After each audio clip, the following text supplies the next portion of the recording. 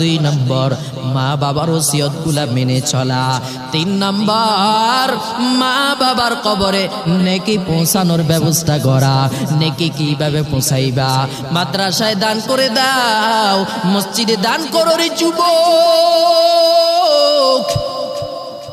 মাদ্রাসায় দান করো, মসজিদে দান করো, আল্লাহর রাস্তায় দান করো, এর সওয়াবগুলা মা বাবার কবরে যাইবে। 3 নম্বর মা বাবার কবরে গুনাহ মাফের ব্যবস্থা করা। মা বাবার কবরে গুনাহ মাফের ব্যবস্থা করা।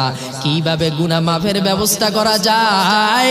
আল্লাহর দরবারে মুনাজাত দইরা ডাক দিয়া কইবে, আল্লাহ মা বাবার জিন্দেগীর গুনাহগুলা মাফ করে দাও, মা বাবাকে মাফ করে দাও। মা বাবার জন্য কান্নাকাটি করে মা বাবার জন্য দোয়া করবা। 5 নম্বর মা বাবা দুনিয়ার মধ্যে যাদেরকে রেখে গেল, বাবার দিক থেকে চাচা অথবা বাবার বন্ধু, মায়ের দিক থেকে খালা অথবা মায়ের বান্ধবী, এদেরকে মা বাবার মতো করে শ্রদ্ধা করা। মা থাকতে যেভাবে তাদেরকে শ্রদ্ধা করতাম, তাদেরকে এখন সেইভাবে শ্রদ্ধা করবা। বাবা থাকতে যেভাবে শ্রদ্ধা করতাম, এখনো তাদেরকে তুমি সেইভাবে শ্রদ্ধা করবা। 6 নম্বর মা বাবা যাদেরকে রেখে গেছে তাদেরকে দান সদকা করা। এরে যুবক সন্তান, ঈদের সময় বাবাকে একটা লুঙ্গি কিনে দিতা,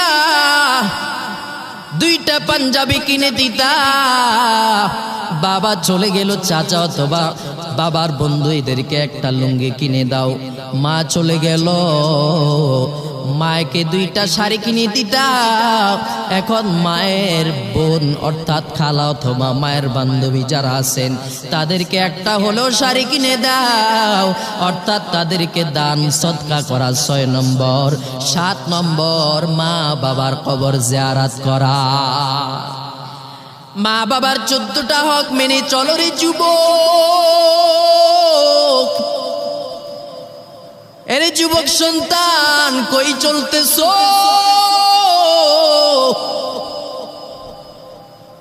সামনে কিন্তু জাহান্নামের আগুন।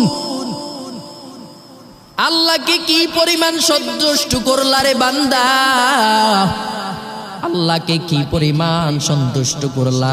মা বাবার খেদমত করে নাও, আল্লাহ সন্তুষ্ট হয়ে যাবে।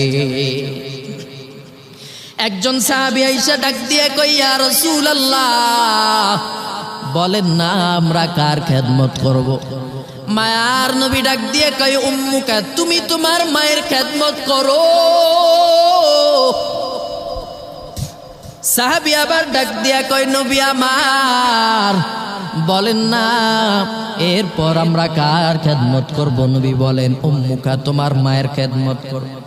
3য়বার আবার সাহাবী ডাক দিয়ে কই, নবী আমার, বলেন না এরপর আমরা কার খেদমত করব? নবী বলেন, উম্মুকা, তোমার মায়ের খেদমত করো। 3বার মায়ের খেদমতের বলার পর সাহাবী আবার ডাক দিয়া কয়, নবী আমার, বলেন না তারপর কার খেদমত করব? নবী আমার ডাক দিয়া কয়, সাহাবী আবুকা, তুমি তোমার বাবার খেদমত করো। সাহাবী ডাক দিয়া কই, নবী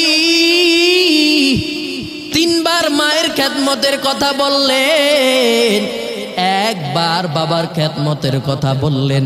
মায়ের কথা 3বার বলার কারণ নবীর কথা, সাহাবী কথা শুনিয়া নবী ডাক দিয়া কয়, সাহাবী মায়ের কথা 3বার কেন বললাম জানো? কারণ মা সন্তানের জন্য কত কষ্ট করে, কতই না কষ্ট করে।